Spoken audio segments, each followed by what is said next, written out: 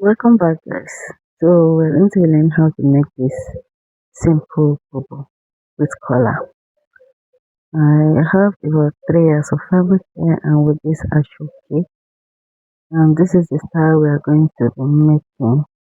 It's a simple bubble gown with color.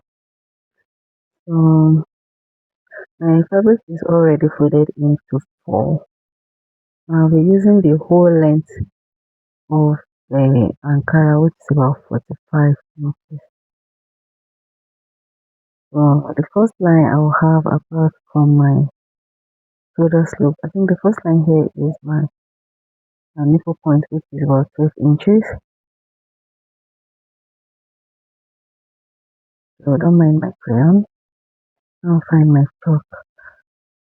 So after marking my chest line, the next thing I will do is to impute my hip circumference divided by 4 plus let's say about 5 or 4 inches. So I've gone ahead to measure my hip circumference, and I am adding 4 inches extra. The 4 inches include my ease and the sewing allowance. So I'll just go ahead and connect it. So from here I'll connect it all the way down like this.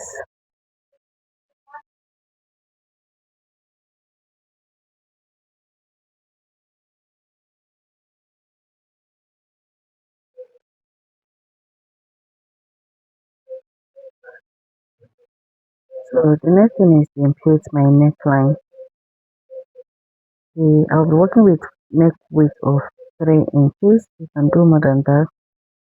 And for the back, the neck depth is going to be around 1 inch, while the neck for front is going to be 3 inches.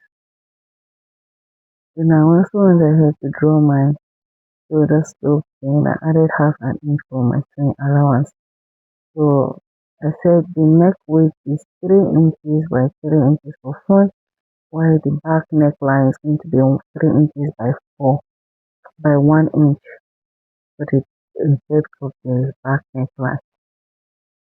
So I've gone ahead to connect my chest line to the line I have here like this. So I want my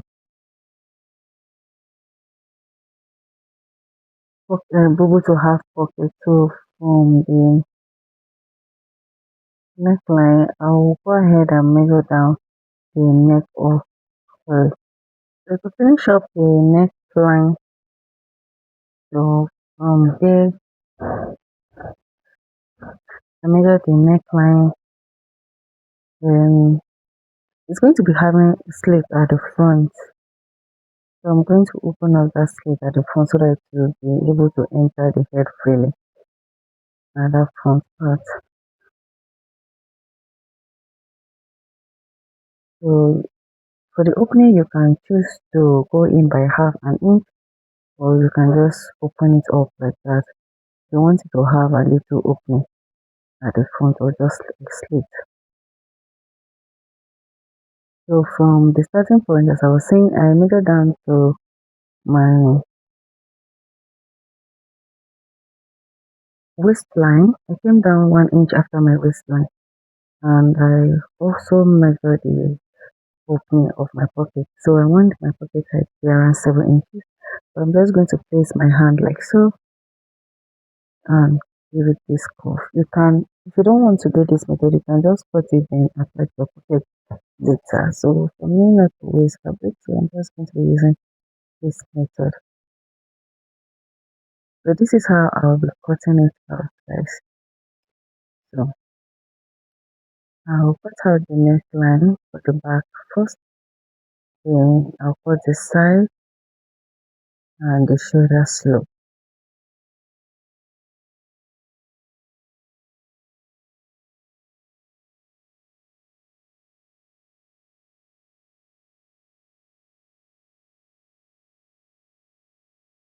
So after cutting it out, another thing I want to do is to remove one of this. So I'll remove the inner one. So I'll be left with this outer one. So I can finish up the neckline for the upper part or for the front. So let me just go ahead and finish cutting it out. So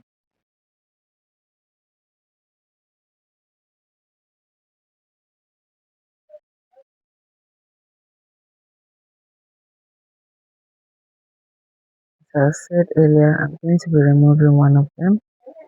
So this inner one will serve as the back part. Then I will rearrange and finish up the neckline for the front.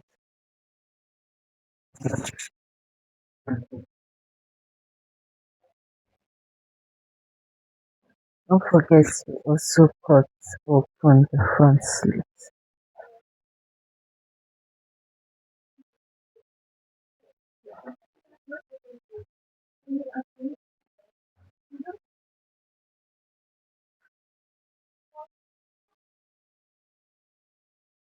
So I went ahead to rearrange the fabric again. So this time I want the down part of my bubble to be curvy a bit.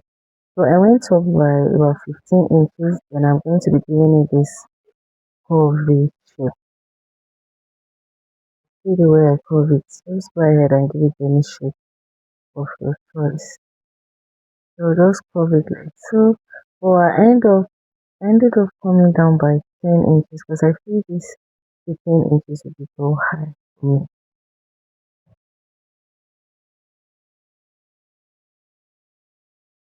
So this is the shape I'm going to be cutting out. So after cutting it out, so working with my actual cake, I want the facing for the front for the actual cake to be about 16 and a half to 17 inches. That's on my waist. That's where I want it to be. So I'll just go ahead and cut it out.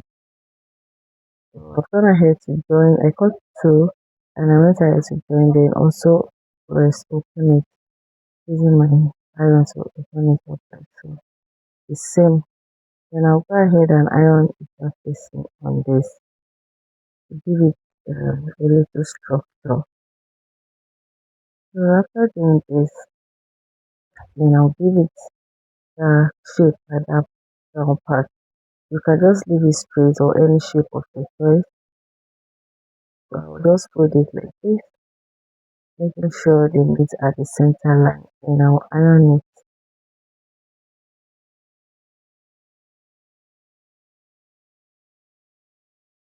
So the next thing is to place this on my fabric so I can um, sew the neckline.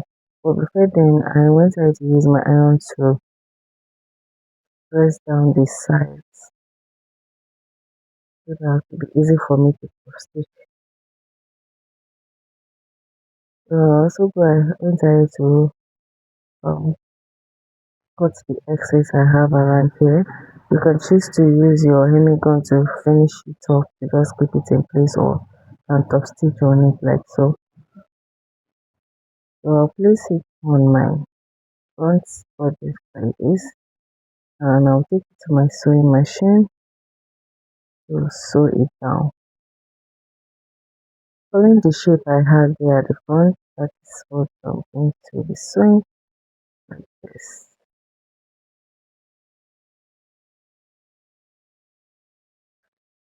So arrange it well.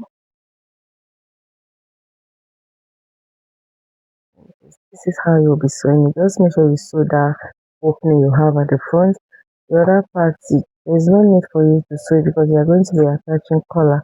So you only need to cross stitch that after sewing this front neckline. So iron it down so that it will stay in place. So you can also have a good finish. Then you go ahead and cut this excess you have here. Then you go ahead and top stitch. So I'll just go ahead and cut this out. Then join the shoulder and I'll put my collar. So I've gone ahead to join the shoulder What I'll do next is to measure around the neck for my collar. The collar is a very simple collar.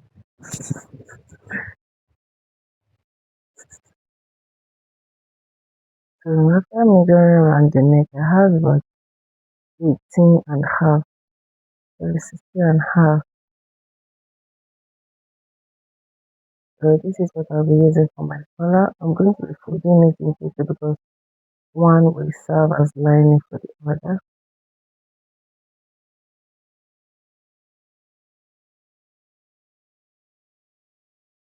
So the first line I draw here is my starting point, and on that starting point I measure the neckline I measure around earlier, which is about 16 and a half inches. Then I also want ahead to measure the height of my collar. So basically this is it for the collar. So at this down part, for my collar to relax where that back part, I'm going to go up by half an inch and I'll connect it back to make this line. Then I'll give it this little curve at this part here. You can just leave it straight, but I just want it to have this curvy straight. So I'm only trying to make it clearer for us to see and understand. I measure my 16 and a half inches by 2 and I give it a curve. That's all. So we went ahead to iron my interfacing. The internet to iron my interfacing. You can choose not to iron interfacing this. And I'll cut it out, go to my sewing machine and sew it down. So when I had to sew it down, I left about half an inch opening around this part here. So the next thing to do is to knot it around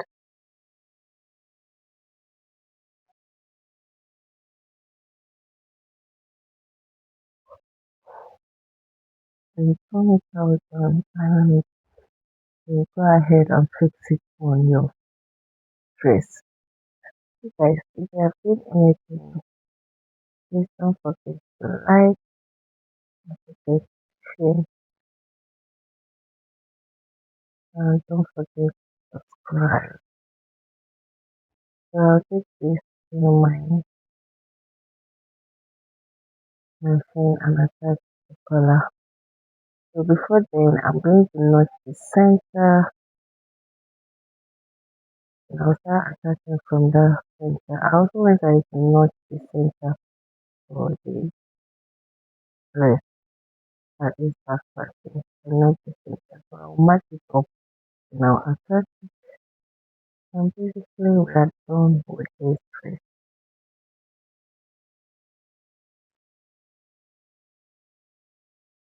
We are going to sew from the center to the other side and from the other side you sew to the center. So I'm going to be attaching this remaining socket on my sleeve. I've gone ahead to do that. I also went ahead to finish the side and my pocket. So for the hemline, this is the shape I have actually effect I wanted on my down part. So the next thing to do is to take it to your weaving machine. I just weave it and fold it at once like this and so, or if you can fold it, go ahead and fold it round. And guys, this is the finished look of my dress. I'll give it a good press and see you in my next video. Bye and thanks for watching.